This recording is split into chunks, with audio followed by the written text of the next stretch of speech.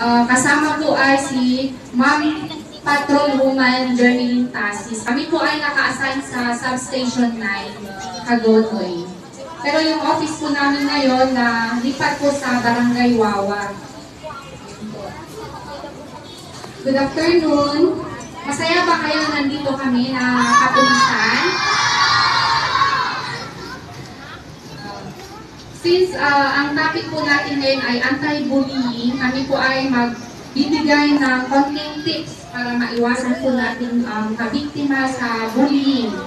Kasi ang bullying, mostly ay nangyayari ito sa loob ng paaralan. Nabiktima na ba? Meron? Or magsabi kayo sa mga magulang nyo para ma-actionan agad.